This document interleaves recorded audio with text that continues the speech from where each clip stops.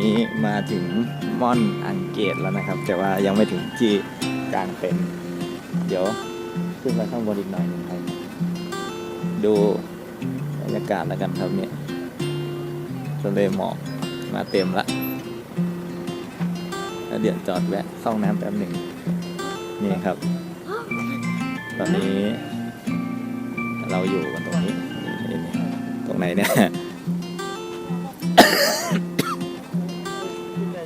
ไม่มีบอกครับนี่ครับ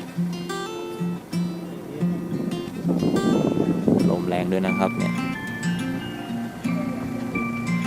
มันจะมาเป็นละลอกครับ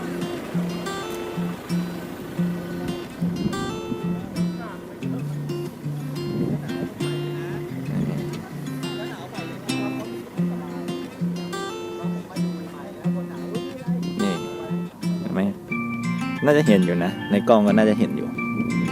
แต่ผมเห็นนะ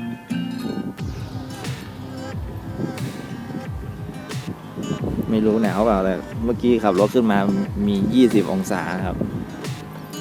ระหว่างขับรถเนี่ยก็จะมีแดดก็จะมีอยู่นะครับก็มีเป็นครั้งวันนี้แดดมาตอนแสง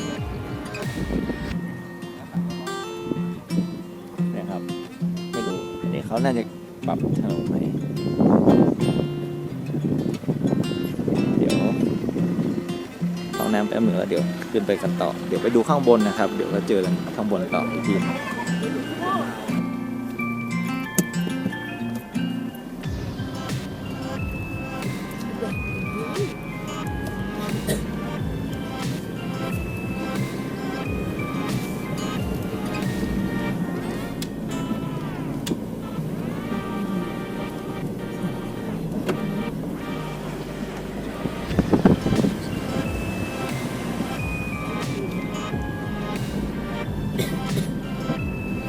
มีเยอะอยู่คนเยอะอยู่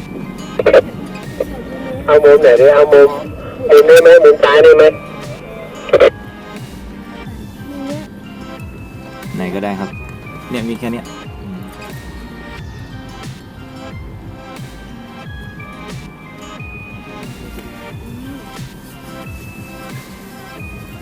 พี่อ้ำถอยเข้ามาเลยครับ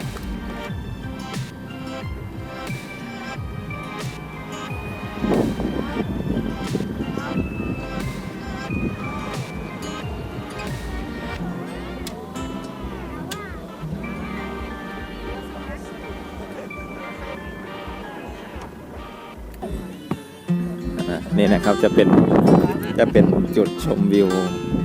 แต่ว่าตอนนี้มันเนี่ยนะหมอกเต็มเลย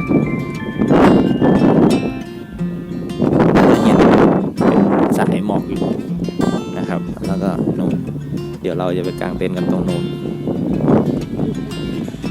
มันก็จะมีแดดมาอยู่นะมีแดดมาเรื่อยๆ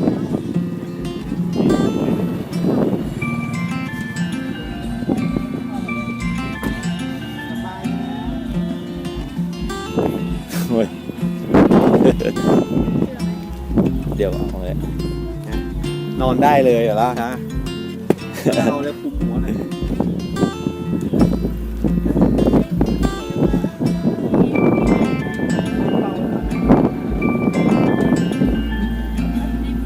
ข้างบนนี้เขาก็จะมีตำนานของเขา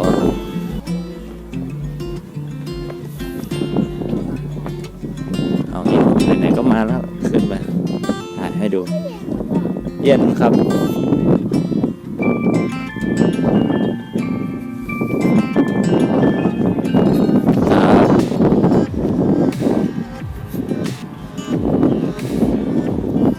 ขึ้นมาแล้วตินไหว้ก่อน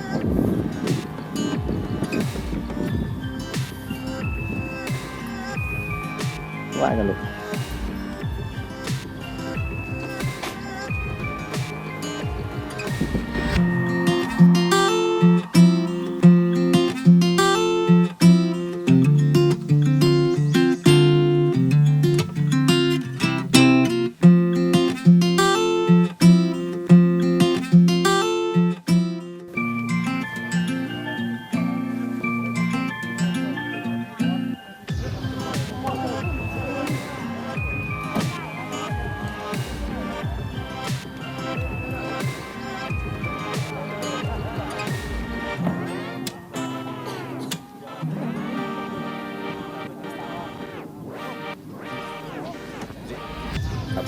จากที่กางเต็นท์กันเสร็จแล้วเมื่อกี้นะครับนู่นอยู่ข้างหลังนู่นนะครับแล้วก็ตอนนี้พระอาทิตย์กำลังจะตกดินครับเวลา6 โมงตรงนะครับ6 โมงเย็นนู่นเดี๋ยวให้ดูพระอาทิตย์อยู่โน้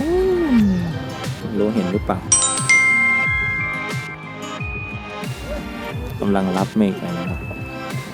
เดี๋ยวพาไปดูที่เต็นท์แล้วกันว่าไหนบ้างก็เนี่ยครับเพิ่งกางกันเสร็จแล้วเมื่อกี้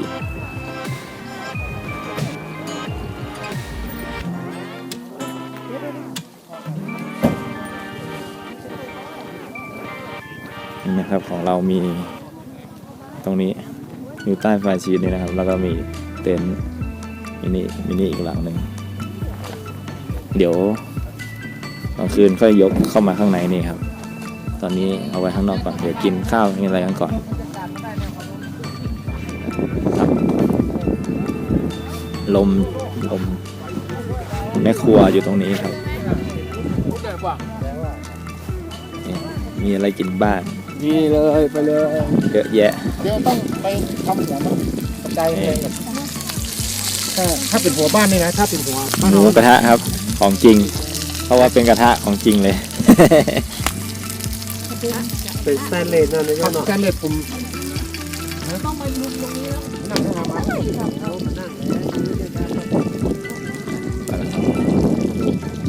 เดี๋ยวไปดูที่อื่นกัน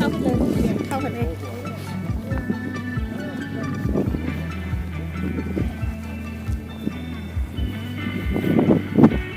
อันนี้ก็ขึ้นมากันเหลือแค่1 2 3คันนะครับลมแรงครับข้างบนน่าจะมีลมกวนนิดๆหน่อยๆนู่นครับมอดอังเกตนะครับ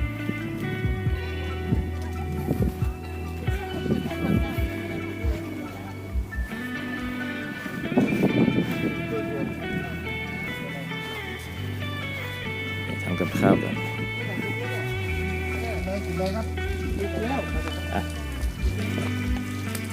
ถ้าเคยเอาปากใส่นี่ก็ต้องแล่มันเลยเข้ามาเลยหนุ่มเข้ามาเลยเลย ก็นี่นะครับข้างบนนี้ไม่มีไฟฟ้านะครับ ไม่มีไฟฟ้าแต่ว่าสัญญาณโทรศัพท์มีทุกเครือข่ายนะครับไม่เย็นเท่าไหร่น้ำมูกไหลนิดๆหน่อยขึ้นวิ่งอันนี้มาด้วยทุกทริปนะครับเดี๋ยวมีตรงเนี้ยมันจะอยู่เขาเรียกว่าวิว360 องศานะครับจะเห็นได้รอบเลยแล้วก็ติดอยู่2 จังหวัดนะครับเชียงใหม่กับแม่ฮ่องสอนแล้วก็3 อำเภออะไรเดี๋ยวไปดูกันเอาเองนะครับมีอำเภออะไรบ้างมีเสมิง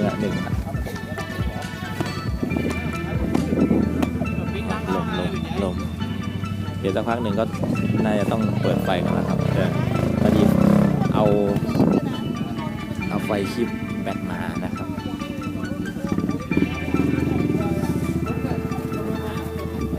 นี่หมูจุ่มเดี๋ยวให้ดูหมูจุ่มโอ้โห อร่อยที่สุดชอสเต็ก เอาสเต็กนะครับมีขายเป็นชุดนะครับไปซื้อได้ สุดยอดเมนู1 ใน 10 เมนูที่มาเชียงใหม่ต้องกินนะครับ อ่า มีเด็ดที่น้ำจิ้ม ครับ ส่วนประวัติก็ไปหาเองนะครับ ว่าเขาเป็นมายังไง ครับทั้งร้านมีอยู่7 โต๊ะครับ ไม่เอาใส่เดี๋ยวไม่สบาย ไม่สบายนะลูก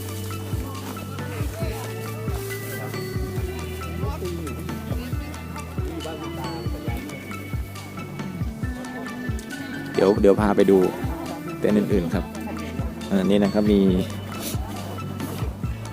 รถขึ้นมากันเยอะเหมือนกันนะครับวันนี้อันนี้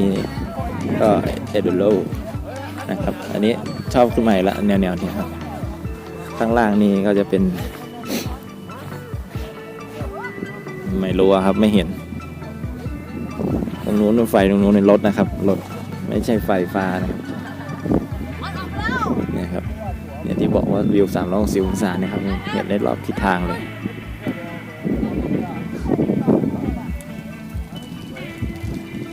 เดี๋ยวโดนแม่ฟ้า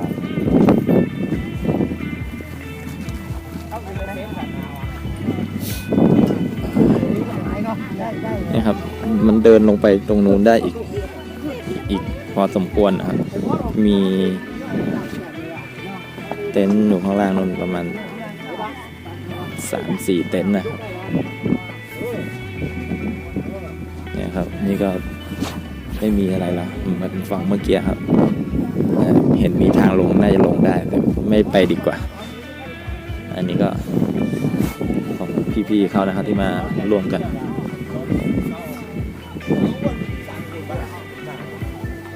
เดี๋ยวเราเข้าเต็นท์เราดีกว่า